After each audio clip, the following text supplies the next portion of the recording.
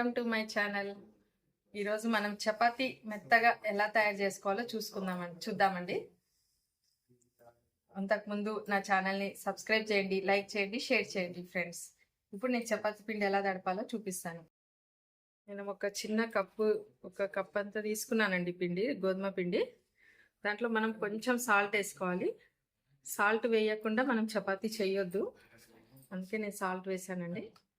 దీన్ని మనం ఇప్పుడు తడుపుకుందాం, పిండిని మెత్తగా తడుపుకుందాం.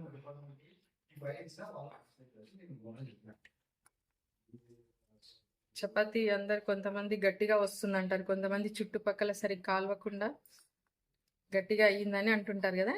మెత్తగా రావడానికి ఏం చేయాలో నేను చెప్తానండి. ఇప్పుడు కొంచెం ఆయిల్ వేసుకుందామండి, చేతికి అంటుకోకుండా ఉంటుంది చపాతీ పిండి. మీరు ఎప్పుడైనా అర్జెంటుగా ఉండి కొంచెం పిండి నానబెట్టుకుంటే కొంచెం బాగా వస్తాయి చపాతీలు. ఒకవేళ అర్జెంటుగా చపాతీ పిండి నానబెట్టినప్పుడు కూడా నేను మెత్తగా ఎలా చేసుకోవాలో చూపిస్తాను.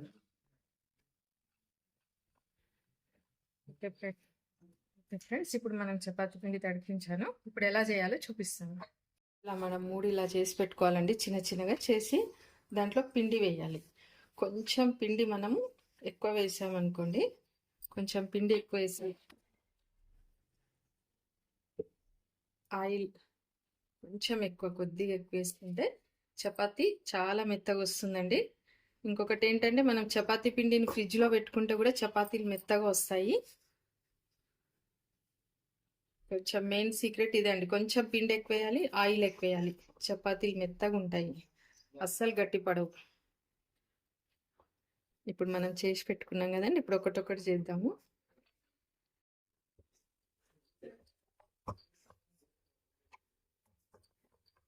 చూడండి, చపాతీ సాయంత్రం వరకైనా సరే మెత్తగా ఉంటాయి.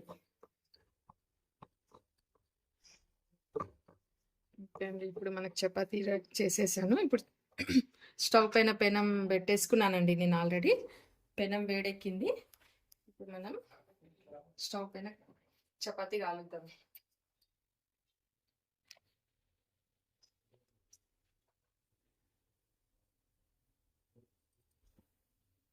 మనం ఆల్రెడీ ఆయిల్ దాంట్లో వేసుకున్నాం కాబట్టి ఇక్కడ మనం ఆయిల్ వేయకున్నా ఏం కాదండి. కొంచెం కావాలి, ఇంకా కొద్ది టేస్ట్ ఎక్కువ కావాలనుకుంటే ఆయిల్ కూడా వేసుకోవచ్చు. నేను ఆయిల్ ఏమి వేయనండి, దాంట్లో వేసాను కదా.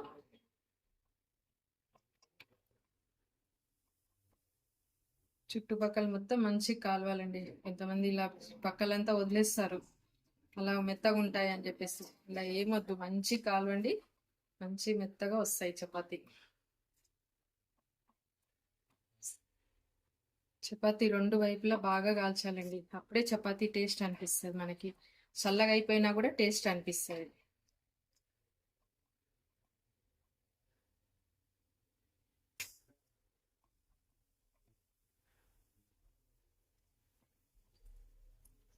చపాతీ ఇప్పుడు మనకు మంచిగా కాలిందండి.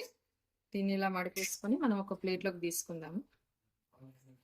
చపాతీ ప్లేట్లో పెట్టేసుకొని మనం కర్రీ పెట్టేసుకుందామండి.